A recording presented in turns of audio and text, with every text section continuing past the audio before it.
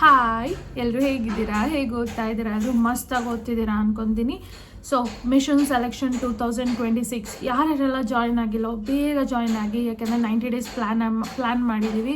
ಹೇಗಿದ್ರು ಇನ್ನೊಂದು ಸ್ವಲ್ಪ ದಿನದಲ್ಲಿ ಒಳ್ಳೆ ನೋಟಿಫಿಕೇಷನ್ ಬರೋವಂಥ ಚಾನ್ಸಸ್ ಇದೆ. ಯಾಕೆಂದರೆ ಆಲ್ರೆಡಿ ಗೊತ್ತಿರೋ ಪ್ರಕಾರ ಇನ್ನು ಈ 56 ರಿಸರ್ವೇಷನ್ ಏನು ಕಾಂಪ್ಲಿಕೇಶನ್ ಇತ್ತು ಇದನ್ನು ಸ್ವಲ್ಪ ಸ್ಟಾಪ್ ಮಾಡಿ 50 ರಿಸರ್ವೇಷನಲ್ಲೇ ನಮಗೆ ಮತ್ತೆ ಹೊಸ ನೋಟಿಫಿಕೇಷನ್ ತರಬೇಕು ಅಂತ ಪ್ಲ್ಯಾನ್ ಆಗಿದೆ. ಸೊ ಒಳ್ಳೆ ನೋಟಿಫಿಕೇಷನ್ ಬರೋ ಚಾನ್ಸಸ್ಗಳು ತುಂಬ ಇದೆ. ಸೊ ಅದಕ್ಕೆ 90 ಡೇಸ್ ಪ್ಲ್ಯಾನ್ ಮಾಡಿದ್ದೀವಿ. ಈ 90 ಡೇಸಲ್ಲಿ ಎಲ್ಲನೂ ಮುಗಿಸೋಣ. ಹೇಗಿದ್ರು ನೋಟಿಫಿಕೇಷನ್ ಆದರೂ ಎಕ್ಸಾಮ್ ನಡೆಸೋಷ್ಟೊತ್ತಿಗೆ ನಮಗೆ ಒಂದು 2 ಮಂತ್ ಗ್ಯಾಪ್ ಆದರೂ ಇರುತ್ತೆ. ಸೊ ನಮಗೆ ಹೇಗಿದ್ರು ಎಕ್ಸಾಮ್ ಆಗೋಷ್ಟೊತ್ತಿಗೆ ನಮಗೆ ಪ್ಲ್ಯಾನ್ ವರ್ಕೌಟ್ ಆಗುತ್ತೆ. ಸೊ ಅದಕ್ಕೆ ಏನು ಹೇಳ್ತೀನಿ ಅಂದರೆ, ಯಾರ್ಯಾರೆಲ್ಲ ಜಾಯ್ನ್ ಆಗಿಲ್ಲೋ ಡಿಸ್ಕ್ರಿಪ್ಷನಲ್ಲಿ ಅಥವಾ ಯೂಟ್ಯೂಬ್ ಚಾನಲಲ್ಲಿ, ನಾನು ಯೂಟ್ಯೂಬ್ ಚಾನಲ್ ಪೇಜ್ಗೆ ಹೋದರೆ ನಿಮಗೆ ಟೆಲಿಗ್ರಾಮ್ದು ಲಿಂಕ್ ಸಿಗುತ್ತೆ. ಜಾಯ್ನ್ ಆಗಿ, ಕಂಪ್ಲೀಟ್ಲಿ ಫ್ರೀ. ನೀವೆಲ್ಲರೂ ಜಾಯ್ನ್ ಆಗಿ daily MCQ, weekly MCQ, monthly MCQ ಎಲ್ಲನೂ ಸಾಲ್ವ್ ಮಾಡ್ಬೋದು. ಗೈಡೆನ್ಸ್ ಇದೆ, ಸಬ್ ಟಾಪಿಕ್ಸ್ ಇದೆ, ಬುಕ್ ಲಿಸ್ಟ್ ಹೇಳಿದ್ದೀನಿ. ಸೊ ಬೇಗ ಜಾಯ್ನ್ ಆಗಿ, ಬೇಗ ಪ್ರಿಪೇರ್ ಆಗಿ. ಸೊ ನಿಮ್ಮೆಲ್ರಿಗೂ ಹೆಲ್ಪ್ಫುಲ್ ಆಗಲಿ ಅಂತಲೇ. ಸೊ ತುಂಬ ಜನ ಕಮೆಂಟ್ ಮಾಡಿದ್ರಿ, ಕ್ವಶನ್ ಕೇಳಿದ್ರಿ. ಏನು ಅಂದರೆ, ನಾನು ಏನು ಓದಿದ್ರು ತಲೆಯಲ್ಲಿ ಉಳಿತಿಲ್ಲ, ನಾನು ಎಷ್ಟು ಓದಿದ್ರು ನನ್ನ ತಲೆಯಲ್ಲಿ ಅದು ಉಳಿತಿಲ್ಲ ಅಂತ ಕೇಳಿದ್ರಿ. ಏನು ಮಾಡಬೇಕು? ಓಕೆ, ಆ್ಯಕ್ಚುಲಿ ಇದು ತುಂಬ ಜನ ಸ್ಟೂಡೆಂಟ್ಸ್ಗೆ ಕಾಡೋವಂಥ ಕ್ವಶನ್, ಎಲ್ರಿಗೂ, ಈವನ್ ನನಗೂ ಕೂಡ. ಸ್ಟಾರ್ಟಿಂಗಲ್ಲಿ ಒಂದು ಚಾಪ್ಟರ್ ಓದಿರ್ತೀನಿ, ಎಲ್ಲನೂ ನೆನಪಿದೆ ಅಂತ ಫೀಲ್ ಆಗುತ್ತೆ. ಬಟ್ ನೆಕ್ಸ್ಟ್ ಚಾಪ್ಟ್ರಿಗೆ ಓದಿದ ತಕ್ಷಣ ಅರೆ ಹಳೇದೇನಾಯಿತು, ಏನು ನೆನಪೇ ಇಲ್ವಲ್ಲ ಆ ಥರ ಫೀಲ್ ಆಗುತ್ತೆ. ಆ್ಯಕ್ಚುಲಿ ಈ ಥರ ಆಗೋದು ಎಲ್ರಿಗೂ ನಾರ್ಮಲ್ ಇರುತ್ತೆ. ಡೋಂಟ್ ವರಿ, ನಾವು ಸೂಪರ್ ಹ್ಯೂಮನ್ಸ್ ಅಲ್ಲ, ನಾವು ಜಸ್ಟ್ ನಾರ್ಮಲ್ ಹ್ಯೂಮನ್ಸ್. ಮರ್ತೋಗೇ ಹೋಗ್ತೀವಿ. ಯಾಕೆ ಮರ್ತೋಗುತ್ತೆ, ಏನು ಮಾಡಬೇಕು, ಯಾವ ಥರ ಅನಾಲಿಸಿಸ್ ಮಾಡಬೇಕು, ಮರಿದಿಲ್ದಂಗೆ ಹೇಗೆ ನೋಡ್ಕೊಬೇಕು ಅನ್ನೋದಕ್ಕೆ ಈ ವಿಡಿಯೋ ಮಾಡ್ತಾಯಿದ್ದೀನಿ. ಓಕೆನಾ? ಸೊ ವಿಡಿಯೋ ಹೋಗೋಣ. ನೀವೇನು ಓದ್ತಿರೋ ಹೇಗೆ ನೆನ್ಪಿಡ್ಕೊಬೇಕು, how to remember what you study. Actually ನಿಮಗೋಸ್ಕರ ನಾನು ಕೂತ್ಕೊಂಡು ಓಕೆ, ನನಗಾಗಿರೋ ಪ್ರಾಬ್ಲಮ್ಸ್ಗಳು ನಾನು ಹೇಗೆ ಓವರ್ಕಮ್ ಮಾಡಿದೆ ಅದನ್ನು ಜಸ್ಟ್ ಒಂದು ಅನಾಲಿಸಿಸ್ ಮಾಡಿ ಇದೊಂದು ಗೈಡೆನ್ಸ್ ತೊಗೊಂಬಂದಿದ್ದೀನಿ ನಿಮಗೋಸ್ಕರ. ಓಕೆನಾ? ಸೊ ಫಸ್ಟ್ ಬಂದುಬಿಟ್ಟು ವೈ ಯು ಫರ್ಗಟ್ ಅನ್ನೋದನ್ನ ಅನಾಲಿಸಿಸ್ ಮಾಡಿ ಕೂತ್ಕೊಂಡು, ಅಂದರೆ ಯಾಕೆ ಮರ್ತೋಗ್ತಿದ್ದೀರಾ ಅನ್ನೋದು ಒಂದು ತುಂಬ ಇಂಪಾರ್ಟೆಂಟ್ ಆಗುತ್ತೆ. ಒಂದು ಮೇ ಬಿ ನೀವು ಪ್ಯಾಸಿವ್ ರೀಡಿಂಗ್ ಅಂದರೆ ಸುಮ್ಮನೆ ಓದ್ಕೊಂಡು ಹೋಗ್ತಿದ್ದೀರಾ ಅಷ್ಟೇ, ಬಟ್ ಏನು ತಲೆಗೆ ಹಾಕ್ಕೊಂತಿಲ್ಲ. ಓಕೆ, ಏನೋ ಇವಾಗ ಫಾರ್ ಎಕ್ಸಾಂಪಲ್ ಏನು ಮಾಡ್ತೀವಿ ಗೊತ್ತಾ, ಸ್ಕೂಲಲ್ಲೆಲ್ಲ ಒಂದು ನ್ಯೂಸ್ ಪೇಪರ್ ಓದಬೇಕು, ಇಲ್ಲ ಸ್ಕೂಲಲ್ಲಿ ನಿಮಗೆ ನೆನಪಿರುತ್ತೆ, ಹೆಸರು ಹೇಳ್ಬಿಟ್ಟು ನೀನು 4 ಲೈನ್ ಓದಿ, ನೀವು ಒಂದು ಪ್ಯಾರ ಓದಿ ಅಂತ ಟೀಚರ್ಸ್ಗಳು ಹೇಳೋರು. ಆ್ಯಕ್ಚುಲಿ ನಾವು ಅವಾಗ ತಲೆಗೇನು ಹಾಕ್ಕೊಂತಿರಲಿಲ್ಲ, ಜಸ್ಟ್ ಓದೋಣ ಅನ್ನೋ ಥರ ಓದ್ತಿದ್ವಿ. ಸೊ ಈ ಥರ ಪ್ಯಾಸಿವ್ ರೀಡಿಂಗ್ ಕೊಡ್ತಿದ್ದೀರಾ ನೀವು, ನೆನ್ಪಿಟ್ಕೊಳ್ಳಿ. ಅಂದರೆ ನಾನು ಸುಮ್ಮನೆ ಓದ್ಕೊಂಡು ಹೋಗ್ತಿದ್ದೀನಿ, ಬಟ್ ಯಾವುದು ಮೈಂಡಿಗೆ ತಗೊತಿಲ್ಲ. ಜಸ್ಟ್ ಇವಾಗ ಫಾರ್ ಎಕ್ಸಾಂಪಲ್ ನಾನು ಇವಾಗ ಹಿಂಗೆ ಓದಿಟ್ಕೊಂಡು ಹಿಂಗೆ ಓದ್ತಾನೇ ಇದ್ದೀನಿ, ಬಟ್ ಯಾವುದೂ ತಲೆಗೆ ಹಾಕ್ಕೊಂಡಿಲ್ಲ. ಓದಬೇಕು ಅನ್ನೋದಕ್ಕೆ ಮಾತ್ರ ಓದ್ತಿದ್ದೀನಿ ಹೊರತು ಯಾವುದೂ ಸೀರಿಯಸ್ಸಾಗಿ ಮೈಂಡಿಗೆ ತಗೊಂಡಿಲ್ಲ ಅಂದರೆ ಆ್ಯಕ್ಚುಲಿ ನೀವು ಬರೀ ಇಲ್ಲಿಂದ ಹೋಗ್ತಿದ್ದೆ ಅಷ್ಟೇ, ಬಾಯಿಂದ ಹಿಂಗೆ ಹೋಗ್ತಿದ್ದೆ, ಬಟ್ ನಿಮಗೆ ಇಲ್ಲಿ ಏನು ಓದ್ತಿದ್ದೀರೋ, ಏನು ಇದು ಮಾಡ್ತಿದ್ದೀರೋ ಅದು ಇಲ್ಲಿಗೆ ಹೋಗ್ತಾ ಇಲ್ಲ. ಯಾವಾಗ ಇಲ್ಲಿಗೆ ಹೋಗಲ್ವೋ ಹೇಗೆ ನೆನಪಿರುತ್ತೆ. So first point, passive reading ಮಾಡ್ತಿದ್ದೀರಾ ಅಂದರೆ ನಿಮಗೆ ಅದು ತಲೆಗೆ ಹೋಗಲ್ಲ. ಓಕೆನಾ? Next no revision. ಓಕೆ, ಇವತ್ತು ಕೂತ್ಕೊಂಡು 5 ಚಾಪ್ಟ್ರು ಓದಿದ್ರಿ ಕರೆಕ್ಟು, ಬಿಟ್ಬಿಟ್ಟೆ ನಾನು ನೆಕ್ಸ್ಟು ಇನ್ನೊಂದು ಬುಕ್ ಓದಿದೆ, ಇನ್ನೊಂದು ಸಬ್ಜೆಕ್ಟ್ ಓದಿದೆ, ಮತ್ತು ಇನ್ನೊಂದು ಬುಕ್ ಓದಿದೆ.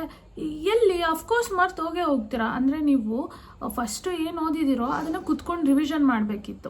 ಅದನ್ನು ನೀವೇನು ಮಾಡಿಲ್ಲ. ನಾನು ಜಸ್ಟ್ ಸಬ್ಜೆಕ್ಟ್ಗೆ ಹೋದೆ, ನೆಕ್ಸ್ಟ್ ಇನ್ನೊಂದು ಸಬ್ಜೆಕ್ಟ್ಗೆ ಹೋದೆ, ರಿವಿಷನ್ ಆಗೇ ಇಲ್ಲ, ಜಸ್ಟ್ ಓದಿದ್ದೀನಿ ನಾನು ಅನ್ನೋ ಒಂದು ಇದಕ್ಕೆ ಮೈಂಡಲ್ಲಿ ಇರುತ್ತೆ ಅಂತ ಅಂದ್ಕೊಂಡ್ರಿ. ಸೊ ಇವಾಗ ಏನಾಗುತ್ತೆ, ಮೈಂಡಲ್ಲಿ ಉಳಿಯಲ್ಲ. ಅರ್ಥ ಆಗ್ತಿದಲ್ಲ, ಮೈಂಡಲ್ಲಿ ಉಳಿಯಲ್ಲ. ಹೇಗೆ ಉಳಿಯುತ್ತೆ, ನೀವು ರಿವಿಷನ್ನೇ ಮಾಡಿಲ್ಲ. ಅದಕ್ಕೆ ನಾನು ಹೇಳಿದ್ದು ರಿವಿಷನ್ ಏನು ಮಾಡಬೇಕು, ಹೇಗೆ ಮಾಡಬೇಕು ಅನ್ನೋದು ಹೇಳ್ತೀನಿ. ಫಸ್ಟು ನೀವು ಇವತ್ತು ಕೂತ್ಕೊಂಡು ಫುಲ್ ಒಂದು ಏನು ಶೀಟಲ್ಲಿ ಏನು ಮಾಡಿದ್ದೀರೋ ಅದೆಲ್ಲ ಓದ್ಕೊಂಡಿದ್ದೀರಾ ಅಂದ್ಕೊಳ್ಳಿ. ಓಕೆನಾ? ಸೊ ಓದ್ಕೊಂಡು ಆದಮೇಲೆ ಏನು ಮಾಡಿ ಅಂದರೆ, ಕೂತ್ಕೊಂಡು ಕಣ್ಣು ಮುಚ್ಕೊಂಡು ಜಸ್ಟ್ ಗ್ಲಾನ್ಸ್ ಮಾಡಿ. ಓಕೆ, ನಾನು ಇವತ್ತು ಯಾವ ಟಾಪಿಕ್ ಓದಿದೆ, ಯಾರ ಬಗ್ಗೆ ಓದಿದೆ, ಏನೇನು ಬಂತು. ತುಂಬ ಡೆಪ್ತಾಗಿ ನೆನಪಿಲ್ಲ ಅಂದರೂ ಪರವಾಗಿಲ್ಲ, ಎಷ್ಟು ನೆನಪಿದೆಯೋ ಅಷ್ಟನ್ನ ಬೆಳಿಗ್ಗೆ ಓದಿರೋದನ್ನು ರಾತ್ರಿ ಕೂತ್ಕೊಂಡು ಸ್ವಲ್ಪ ಕಣ್ಣು ಮುಚ್ಕೊಂಡು ನಿಧಾನಕ್ಕೆ ಗ್ಲಾನ್ಸ್ ಮಾಡಿ. ಓಕೆನಾ? ಒಂದು ವೀಕ್ಲಿ ರಿವಿಷನ್, ಒಂದು ಡೇ ರಿವಿಷನ್, ಒಂದು ಮಂತ್ಲಿ ರಿವಿಷನ್ ಕಂಪಲ್ಸರಿ ಆಗುತ್ತೆ ಎವರಿ ರೀಡಿಂಗಿಗೆ. ಓಕೆನಾ? Next studying too much at once ಇದು ಆ್ಯಕ್ಚುಲಿ ತುಂಬ ಜನ ಮಾಡಿದೆ, ನಾನು ಇವತ್ತು ಬೆಳಗಿಂದ ರಾತ್ರಿ ಎಲ್ಲ ಕುತ್ಕೊಂಡು ಓದ್ತೀನಿ, ಇವತ್ತೆಲ್ಲ ಕುತ್ಕೊಂಡು ಓದ್ತೀನಿ. ಆ್ಯಕ್ಚುಲಿ ಜೋಶ್ ಇರುತ್ತೆ. ಆ್ಯಕ್ಚುಲಿ ಫಸ್ಟ್ ಟೈಮ್ ಓದುವಾಗ ತುಂಬ ಏನಂತಾರೆ ಒಂದು ಎನರ್ಜಿ ಜಾಸ್ತಿ ಇರುತ್ತೆ. ಅವಾಗ ಏನು ಮಾಡ್ತೀವಿ, ಇವತ್ತೆಲ್ಲ ಕುತ್ಕೊಂಡು ಓದ್ತೀನಿ, ಇವತ್ತು ರಾತ್ರೆಲ್ಲ ಕುತ್ಕೊಂಡು ಹೋಗ್ತೀನಿ, ನಿದ್ದೆಗೆಟ್ಟು ಓದ್ತೀನಿ. ಸೊ ಅವಾಗ ಏನಾಗುತ್ತೆ, ನೀವು ಏನು ಓದಿದ್ರು ನಿಮ್ಮ ಮೈಂಡ್ ತಗೊಂಡಿರಲ್ಲ. ನೀವು ಓದಿ ಓದಿ ಓದಿ ಮೈಂಡ್ಗೆ ಒಂದು ಏನಂತಾರೆ, ಆ್ಯಕ್ಚುಲಿ ನಾವು ಈಗ ಹೇಳೋದು ತಪ್ಪಾಗುತ್ತೆ. ಮೈಂಡ್ಗೆ ಒಂದು ಕೆಪಾಸಿಟಿ ಇದೆ, ಅದ್ರ ಮೇಲೆ ಹೋಗಲ್ಲ, ಹಾಗೆಲ್ಲ ಏನಿಲ್ಲ. ಬಟ್ ಅದಕ್ಕೆ ಸ್ವಲ್ಪ ಬ್ರೇಕ್ ಆದರೂ ಕೊಡಬೇಕಾಗತ್ತೆ. ಕಂಪ್ಲೀಟಾಗಿ ನಾನು ಓದ್ತೀನಿ, ನನಗೆ ಇವತ್ತು ಎನರ್ಜಿ ಇದೆ, ನಾನು ಇವತ್ತೇ ಎಲ್ಲ ಮಾಡಿಬಿಡ್ತೀನಿ ಅಂದಾಗ ಅದು ಏನು ಮಾಡುತ್ತೆ, ಇಲ್ಲ ಆಗಲ್ಲ ಅಂತೇಳಿ ವಾಪಸ್ ನೂಕುತ್ತೆ. ಹಿಂಗೆ ನೀವೇನು ತೊಗೊಂಡಿರ್ತೀರೋ ಇದು ವಾಪಸ್ ಹಿಂಗೆ ನುಗ್ತಾ ಇರುತ್ತೆ, ತೊಗೊಳ್ಳಲ್ಲ ಅದು. ಸೊ ಅದಕ್ಕೆ ಏನು ಮಾಡಿ ಅಂದರೆ, ಮೈಂಡಿಗೆ ಕೆಪಾಸಿಟಿ ಇಲ್ಲ. ಆ್ಯಕ್ಚುಲಿ ನಾವು ಕೊಟ್ರೇ ಅದಕ್ಕೆ ಕೆಪಾಸಿಟಿ ಬರೋದು, ಆಯಿತಾ. ನಾವು ಅಂದ್ಕೊಂಡಿದೆ ಇಲ್ಲಪ್ಪ ನನ್ನ ಮೈಂಡ್ ಇಷ್ಟೇ ತೊಗೊಳ್ಳೋದು, ಇದ್ರ ಮುಂದೆ ಆಗಲ್ಲಪ್ಪ ಅಂತಂದರೆ ಅದಷ್ಟೇ ತೊಗೊಳ್ಳೋದು. ಬಟ್ ಇಲ್ಲ, ನಾನು ಎಷ್ಟೋದು ತೊಗೊತಿದ್ದೆ ಅಂದಾಗ ತೊಗೊಳುತ್ತೆ. ಬಟ್ ಅದಕ್ಕೊಂದು ಸ್ವಲ್ಪ ಟೈಮ್ ಕೊಡಿ, ಬ್ರೇಕ್ ಕೊಡಿ, ಒಂದು ಸ್ವಲ್ಪ ಸ್ಪೇಸ್ ಕೊಡಿ, ಆವಾಗಲೇ ಅದು ತೊಗೊಳ್ಳೋದು. ಅದು ಒಂದು ಮಷಿನ್ ಥರ ವರ್ಕ್ ಮಾಡೋಕ್ಕಾಗಲ್ಲ. 24 hours 1 hour ಅದು ವರ್ಕ್ ಮಾಡೋಕ್ಕಾಗಲ್ಲ. ಸೊ ಅದಕ್ಕೆ ಹೇಳ್ತಿದ್ದೀನಿ, studying too much is avoidable. ಅಂದರೆ ಅದನ್ನು ಅವಾಯ್ಡ್ ಮಾಡ್ಕೊಳ್ಳಿ. ಡೈಲಿ ಏನು ಟೈಮ್ ಟೇಬಲ್ ಹಾಕಿದ್ದೀನಲ್ವ, ನಾನು ಟೈಮ್ ಟೇಬಲ್ ನಿಮ್ಮೆಲ್ರಿಗೂ ಕೊಟ್ಟಿದ್ದೀನಿ. ಯಾರಿಗಾದರೂ ಸಿಕ್ಕಿಲ್ಲ ಅಂದರೆ ದಯವಿಟ್ಟು ನನ್ನ ಚಾನಲಲ್ಲಿ ಯೂಟ್ಯೂಬಲ್ಲಿ ಒಂದು ವೀಡಿಯೋ ಇದೆ ಟೈಮ್ ಟೇಬಲ್ದು, ಅದಕ್ಕೆ ಹೋಗಿ ಫಾಲೋ ಮಾಡಿಕೊಂಡು ನಿಮ್ಮ ಟೈಮ್ ಟೇಬಲ್ನ ಡೌನ್ಲೋಡ್ ಮಾಡ್ಕೊಳ್ಳಿ. ಸೊ ಅದು ಎಷ್ಟಿದೆಯೋ ಅಷ್ಟು ಓದಿ, ಅದ್ರ ಮೇಲೆ ಬೇಡ. ನಿಮ್ಮ ಮೈಂಡ್ಗೂ ಸ್ವಲ್ಪ ಎಂಟರ್ಟೈನ್ಮೆಂಟ್ ಕೊಡಿ, ಒಂದು ಏನಂತಾರೆ ಒಂದು ಸ್ವಲ್ಪ ಫ್ರೀ ಟೈಮ್ ಕೊಡಿ, ಒಂದು ಸ್ವಲ್ಪ ಕಾಮ್ ಮೈಂಡ್ ಕೊಡಿ, ಸೊ ಆಗುತ್ತೆ. Then lack of practice.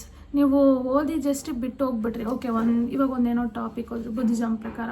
Buddhism ಓದಿದ್ಮೇಲೆ ಒಂದು ಸ್ವಲ್ಪ ಪೇಪರ್ ತೊಗೊಂಡು ಕುತ್ಕೊಂಡು ಬರೀರಿ, ಓಕೆ ಬುದ್ಧಿಸಮಲ್ಲಿ ನಾನು ಏನೇನು ಓದಿದೆ, ಇಲ್ಲ ಯಾವುದೋ ಒಂದು ಆ್ಯಪ್ಟಿಟ್ಯೂಡು ಒಂದು ಕ್ವಶನ್ನು, ಅದನ್ನು ಹೇಗೆ ಸಾಲ್ವ್ ಮಾಡಬೇಕು ಅನ್ನೋದು ಇಂಪಾರ್ಟೆಂಟ್ ಅಲ್ವಾ. ಪದೇ ಪದೇ ಪದೇ ಪದೇ ನೀವು ಅದನ್ನು ಪ್ರಾಕ್ಟೀಸ್ ಮಾಡೋದು ಇಂಪಾರ್ಟೆಂಟ್ ಆಗುತ್ತೆ, ಓಕೆನಾ. ನೆಕ್ಸ್ಟು ಇದು ಅನಾಲಿಸಿಸ್, ಯಾಕೆ ನಾವು ಮರ್ತೋಗ್ತೀವಿ ಅನ್ನೋದಕ್ಕೆ. ನೆಕ್ಸ್ಟು ಬಂದುಬಿಟ್ಟು ಬೆಸ್ಟ್ ಮೆಮೊರಿ ಟ್ರಿಕ್ಸ್ ಹೇಳ್ಕೊಡ್ತೀನಿ. ಏನು ಅಂದರೆ ಆ್ಯಕ್ಟಿವ್ ರಿಕಾಲ್ ಅಂದರೆ ಇಟ್ಸ್ ನಥಿಂಗ್ ಬಟ್ ಫಸ್ಟು ಓದಿ ಒಂದು ಚಾಪ್ಟರ್, ಓಕೆನಾ. ಫಸ್ಟ್ ಏನು ಮಾಡಿ, ರೀಡ್ ಮಾಡಿ, then close the book, recall, check mistake. ಇನ್ನೊಂದು ಸಲ ಹೇಳ್ತೀನಿ, read, close the book, recall, check mistake. ಇನ್ನೂ ಒಂದು ಸಲ ಹೇಳ್ತೀನಿ, ರೀಡ್ ಅಂದರೆ ಓದಿ, ಬುಕ್ಕನ್ನು ಕ್ಲೋಸ್ ಮಾಡಿ, ಕ್ಲೋಸ್ ದ ಬುಕ್, ಓಕೆನಾ. ರೀಕಾಲ್ ಮಾಡಿ ಏನು ಓದಿದೆ ಈ ಚಾಪ್ಟ್ರಲ್ಲಿ.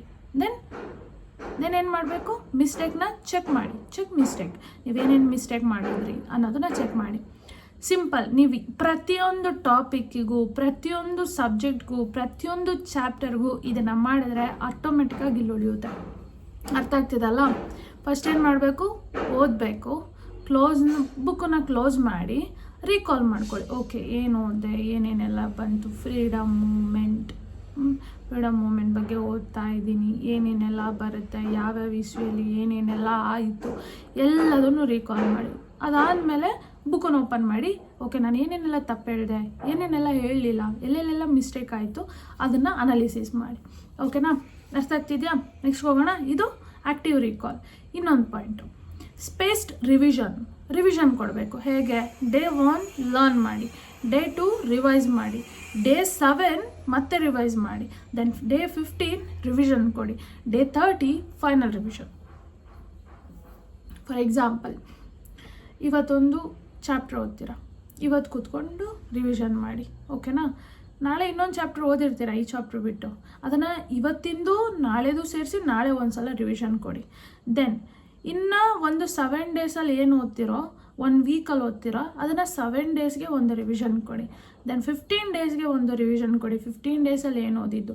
ದೆನ್ 30 ಡೇಸ್ಗೆ ಫೈನಲಾಗಿ ಒಂದು ರಿವಿಷನ್ ಕೊಡಿ. ಆಟೋಮೆಟಿಕ್ಕಾಗಿ ತಲೆಯಲ್ಲಿ ಉಳಿಯುತ್ತೆ, ಓಕೆನಾ. ನೆಕ್ಸ್ಟು ಫೈನ್ಮನ್ ಟೆಕ್ನಿಕ್ ಅಂತಾರೆ ಇದಕ್ಕೆ. Explain topic in simple words, find gaps, relearn. ಅಂದರೆ ಏನು ಅಂದರೆ ಒಂದು ಟಾಪಿಕ್, ಓಕೆನಾ.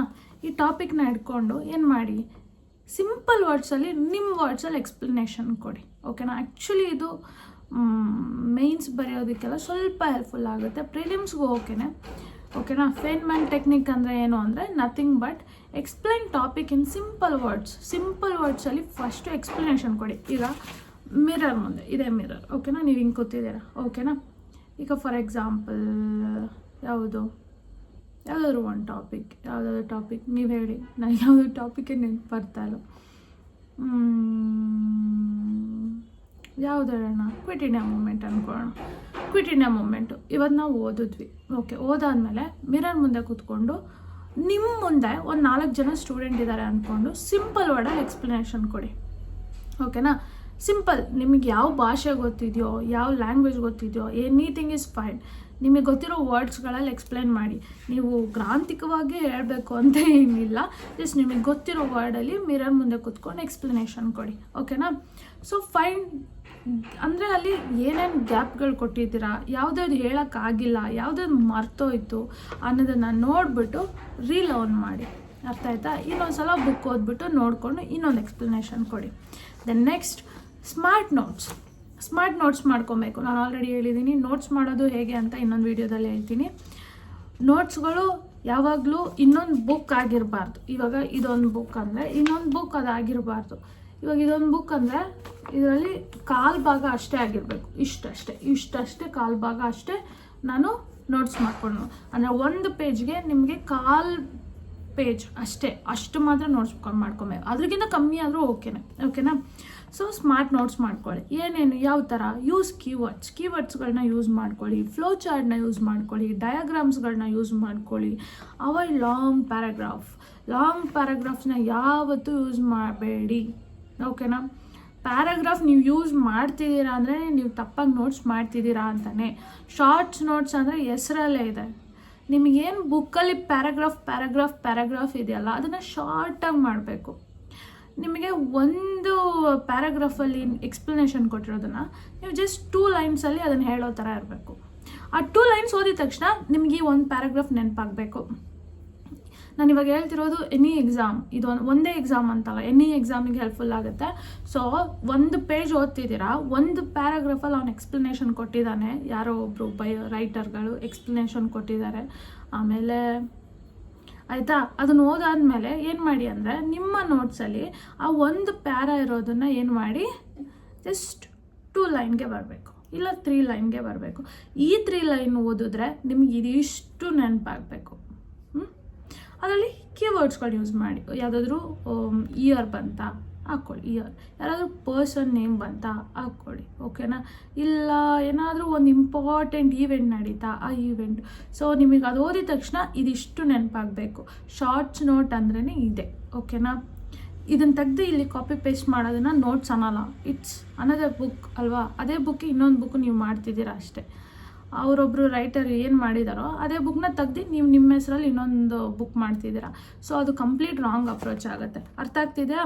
ದೆನ್ ನಿಮಾನಿಕ್ಸ್, ಇದು ನೀವೆಲ್ಲರೂ ಮಾಡಿರ್ತೀರ. ನಿಮಾನಿಕ್ಸ್ ಯಾವುದಕ್ಕೆ ಮಾಡಿರ್ತೀವಿ? National park, wild life sanctuary, ಇಲ್ಲ ಏರ್ ಕ್ವಾಲಿಟಿ ಇಂಡೆಕ್ಸಲ್ಲಿ ಬರೋ ಅಂತಹ ಏನದು ಯಾವ್ಯಾವ ಗ್ಯಾಸಸ್ಗಳು ಬರುತ್ತೆ.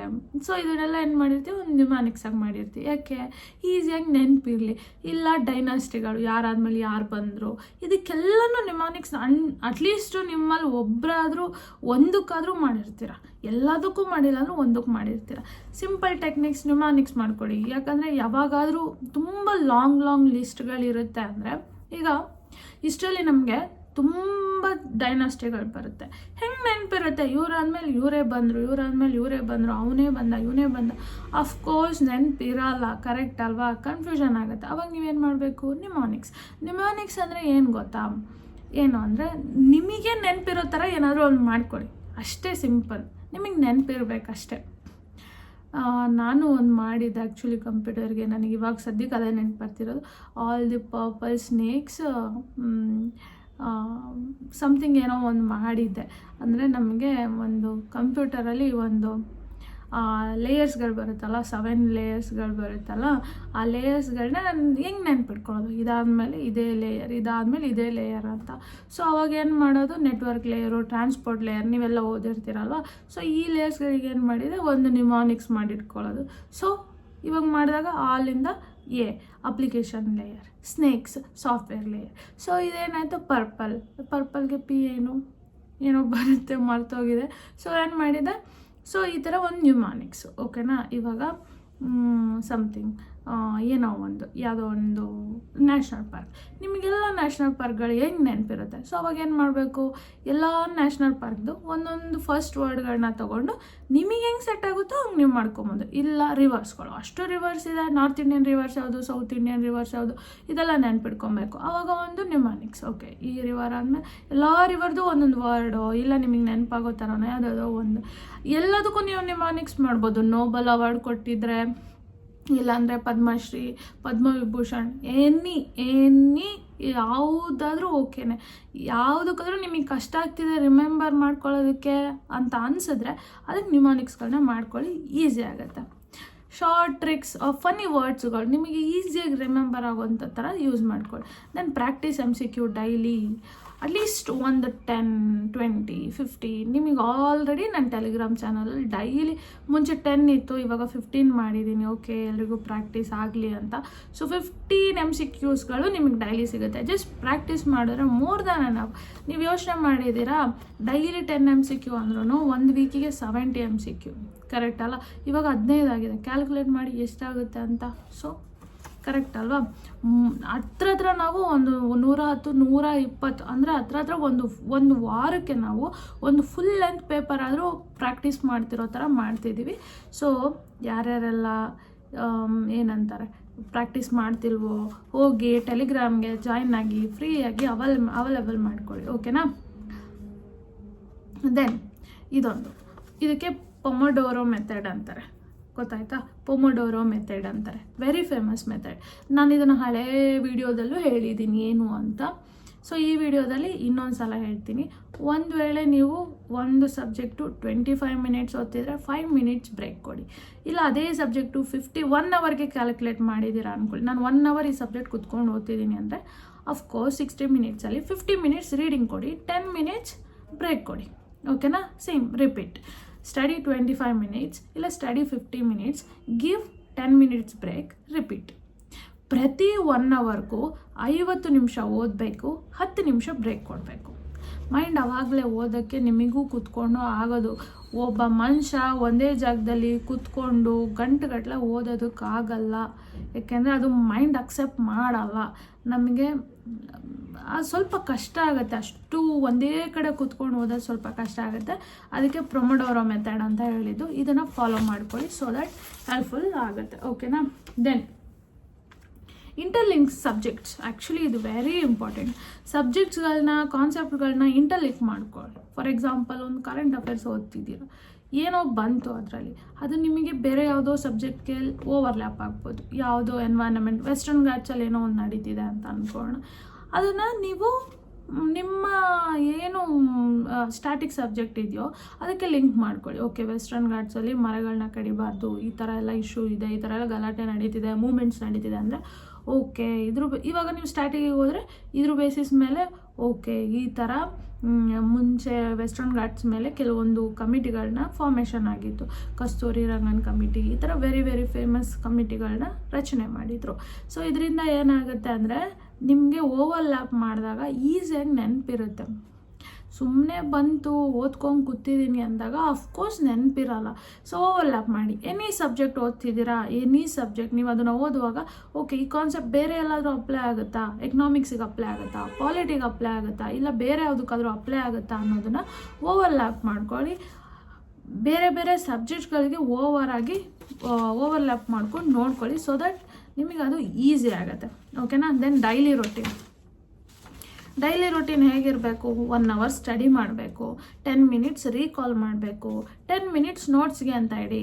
ದೆನ್ 20 ನಿಮಿಷ MCQ ಅಂತ ಇಟ್ಕೊಳ್ಳಿ, 20 ನಿಮಿಷ ರಿವಿಷನ್ಗೆ ಅಂತ ಇಟ್ಕೊಳ್ಳಿ, ಓಕೆನಾ? ನಾನಿವಾಗ ಡೈಲಿ 5 ಟಾಪಿಕ್ಸ್ಗಳನ್ನ ನಿಮಗೆ ಹಾಕ್ತಾ ಇದ್ದೀನಿ, ಕರೆಕ್ಟ್ ಅಲ್ವಾ? ಡೈಲಿ 5 ಟಾಪಿಕ್ಸ್ ಆದರೂ 5-6 ಟಾಪಿಕ್ಸ್ ಆದರೂ ನಿಮಗೆ ನಾನು ಸಬ್ ಟಾಪಿಕ್ಸ್ ಕೊಡ್ತಿದ್ದೀನಿ. ನೀವೇನು ಮಾಡಬೇಕು? 1 ಅವರ್ ಸ್ಟಡಿ ಮಾಡಬೇಕು ಆ ಸಬ್ಜೆಕ್ಟ್ನ. ಅದೇನು 5 ಟಾಪಿಕ್ಸ್ ಇದೆಯೋ ಇಲ್ವೋ ಅದನ್ನು ಸ್ಪ್ಲಿಟ್ ಮಾಡ್ಕೊಳ್ಳಿ, ಪರವಾಗಿಲ್ಲ. 10 ಮಿನಿಟ್ಸ್ ರೀಕಾಲ್ ಮಾಡಿ. ಒಂದು ಸಬ್ಜೆಕ್ಟ್ಗೆ 1 ಅವರ್, ಒಂದು ಟಾಪಿಕ್, ಒಂದು ಸಬ್ ಟಾಪಿಕ್ಕಿಗೆ 1 ಅವರ್ ಕೊಟ್ಟಿದ್ದೀರಾ. 10 ಮಿನಿಟ್ಸ್ ರೀಕಾಲಿಗೆ ಕೊಡಿ, 10 ಮಿನಿಟ್ಸ್ ನೋಟ್ಸ್ಗೆ ಕೊಡಿ. MCQ ಸಾಲ್ವ್ ಮಾಡೋದಕ್ಕೆ ಡೈಲಿ ನಾನು ಈವ್ನಿಂಗ್ ಹಾಕೋ ಒಂದು 20 ಮಿನಿಟ್ಸ್ MCQ ಕೊಡಿ. ದೆನ್ ರಿವಿಷನ್ಗೆ 20 ಮಿನಿಟ್ಸ್ ಕೊಟ್ಕೊಳ್ಳಿ. ಇದು ನಿಮ್ಮದು ಡೈಲಿ ರೊಟೀನ್ ಆಗಿರಬೇಕು. ಇದ್ರ ಜೊತೆಗೆ ಕೆಲವೊಂದು ಟಿಪ್ಸ್ಗಳು, ಎಕ್ಸ್ಟ್ರಾ ಬೋನಸ್ ಟಿಪ್ಸ್ಗಳು ಹೇಳ್ತೀನಿ. ಏನು ಅಂದರೆ 7 to 8 hours ನಿದ್ದೆ ಮಾಡಲೇಬೇಕು. ನಿದ್ದೆ ಕೆಡಿಸ್ಕೊಂಬೇಡಿ. ನಿಮಗೆ ಅದು 2 ದಿನ 3 ದಿನ ಮಾತ್ರ ಚೆನ್ನಾಗಿ ಅನಿಸುತ್ತೆ, ಬಟ್ 4ನೇ ದಿನ ಹೆಲ್ತ್ ಹಾಳಾಗುತ್ತೆ. ಹೆಲ್ತ್ ಹಾಳಾಯಿತು ಅಂದರೆ ಮುಗೀತು, ಮತ್ತೆ ಲೈಫಲ್ಲಿ ಏನೂ ಇಲ್ಲ. ಇನ್ನು ನೆಕ್ಸ್ಟು ನೀವು ಮತ್ತೆ ರಿಕವರಿ ಆಗೋಕ್ಕೆ ಒಂದು 10, 15, 20 ದಿನ ಬೇಕಾಗುತ್ತೆ. ಯಾಕೆ ಅಷ್ಟು ದಿನ ವೇಸ್ಟ್ ಮಾಡ್ಕೊತೀರಾ? ಸೊ 7 to 8 hours ಸ್ಲೀಪ್ ಮಾಡಿ, ಚೆನ್ನಾಗಿ ನೀರು ಕುಡೀರಿ, ಎಕ್ಸಸೈಸ್ ಮಾಡಿ, ಸ್ಟಡಿ ಇನ್ ದ ಮಾರ್ನಿಂಗ್. ಆದಷ್ಟು ಬೆಳಗ್ಗೆ ಓದ್ಕೊಡಿ. ಬೆಳಿಗ್ಗೆ ಎಷ್ಟಾಗುತ್ತೋ ಅಷ್ಟು ಓದೋದಕ್ಕೆ ಬೆಳಿಗ್ಗೆ ಟ್ರೈ ಮಾಡಿ, ರಾತ್ರಿಗಿಂತ. ಓಕೆನಾ? ಬೆಳಿಗ್ಗೆ ಓದೋದಕ್ಕೆ ಟ್ರೈ ಮಾಡ್ಕೊಳ್ಳಿ, ಒಳ್ಳೆಯದು. Remember, last point, may be ಈ ವಿಡಿಯೋ ಹೆಲ್ಪ್ಫುಲ್ ಆಗಿದೆ ಅಂತ ಅಂದ್ಕೊತೀನಿ. ನಿಮ್ಮೆಲ್ರಿಗೂ ಹೆಲ್ಪ್ಫುಲ್ ಆಗಿದೆ ಅಂದರೆ ದಯವಿಟ್ಟು ಕಮೆಂಟ್ ಮಾಡಿ. ನಾನು ಇದು ಹೇಳಲೇಬೇಕು. ಆ್ಯಕ್ಚುಲಿ ಈ ಲಾಸ್ಟ್ ಪಾಯಿಂಟ್ ಹೇಳೋಕ್ಕಿಂತ ಮುಂಚೆ ನಾನೊಂದು ಪಾಯಿಂಟ್ ಹೇಳಬೇಕು. ಏನು ಅಂದರೆ, ನಿಮ್ಮ ಲವ್ ಇದಲ್ಲ. ಸೊ ಆ್ಯಕ್ಚುಲಿ ನಿಮಗೆ ನನ್ನಿಂದ ಮೋಟಿವೇಟ್ ಆಗ್ತಿದ್ದೀರಾ ಅಂತ ನೀವು ನನಗೆ ಕಮೆಂಟ್ ಮಾಡಿದ್ದೀರಾ, ಎಲ್ಲರೂ ಮೆಸೇಜ್ ಮಾಡಿದ್ದೀರಾ, ಅದೆಲ್ಲನೂ ಖುಷಿನೇ, ಕರೆಕ್ಟ್, ನಿಜಾನೇ. ಬಟ್ ನನ್ನ ಮನಸ್ಸಲ್ಲಿ ಏನಿದೆ ಅಂತ ಹೇಳ, ಆ್ಯಕ್ಚುಲಿ ನೀವು ಒಂದೊಂದು ಕಮೆಂಟ್ ಮಾಡುವಾಗಲೂ ಮೋಟಿವೇಟ್ ಆಗ್ತೀನಿ.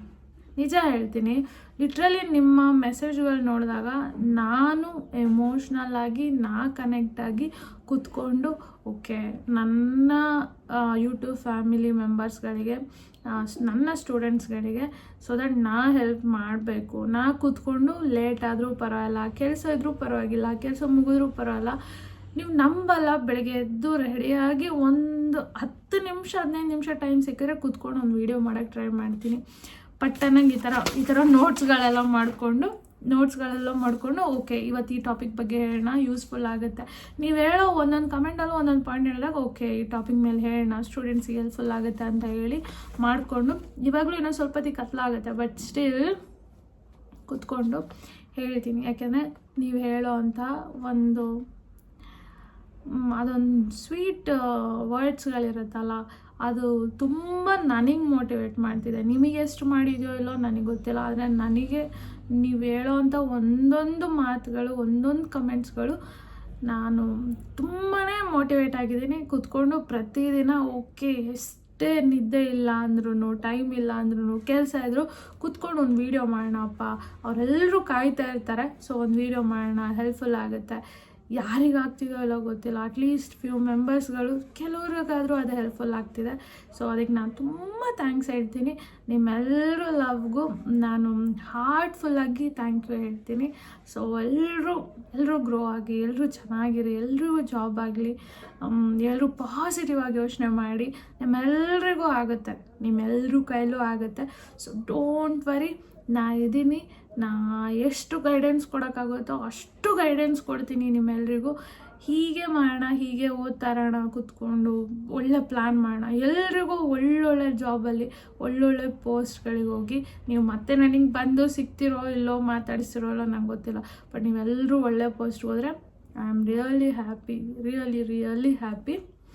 ಸೊ ಯಾರ್ಯಾರೆಲ್ಲ ತುಂಬ ಪ್ಯಾರ ಎಲ್ಲ ಮೆಸೇಜ್ ಮಾಡಿದ್ರಲ್ಲ, ನಿಮ್ಮೆಲ್ಲರಿಗೂ ಲವ್ ಯು ಆಲ್. ಓಕೆನಾ? ಸೊ ಲಾಸ್ಟ್ ಒಂದು ಪಾಯಿಂಟ್, ವೆರಿ ಪಾಯಿಂಟ್, ನಿಮಗೆ ಮರ್ತೋಗ್ತಿದ್ದೀರಾ ಅಂದರೆ ಸಿಂಪಲ್, ರಿವಿಷನ್ ಪ್ಲಸ್ ಕನ್ಸಿಸ್ಟೆನ್ಸಿ. ಎಲ್ಲಿ ತನಕ ಇದನ್ನು ಪ್ರಾಕ್ಟೀಸ್ ಮಾಡ್ತಿರೋ ನಿಮಗೆ ಇಲ್ಲಿ ಉಳಿಯುತ್ತೆ. ಇಲ್ಲಿ ಉಳಿತಿಲ್ಲ ಅಂತ ನೀವು ಮತ್ತೆ ನನಗೆ ಕಮೆಂಟ್ ಮಾಡಿದ್ರೆ, ನೀವು ಇದರಲ್ಲಿ ಏನೋ ತಪ್ಪು ಮಾಡಿದ್ದೀರಾ, ನೀವು ರಿವಿಷನ್ ಮಾಡ್ತಿಲ್ಲ, ಕನ್ಸಿಸ್ಟೆಂಟ್ ಆಗಿಲ್ಲ ಅಂತ ಅದರ ಅರ್ಥ. ಓಕೆನಾ? Revision plus consistency is equal to strong memory. ಓಕೆನಾ? ಸೊ ಮತ್ತು ನೆಕ್ಸ್ಟ್ ವೀಡಿಯೋದಲ್ಲಿ ಮೀಟ್ ಆಗೋಣ. ತುಂಬ ಲಾಂಗ್ ವೀಡಿಯೋ ಆಯಿತು, ಈ ವಿಡಿಯೋ ತುಂಬ ಹೆಲ್ಪ್ಫುಲ್ ಆಗಿದೆ ಅಂದ್ಕೊತೀನಿ. ಸೊ ನೆಕ್ಸ್ಟ್ ವೀಡಿಯೋದಲ್ಲಿ ಮೀಟ್ ಆಗೋಣ. ಅಲ್ಲಿ ತನಕ ಬಾಯ್, ಲವ್ ಯು ಆಲ್.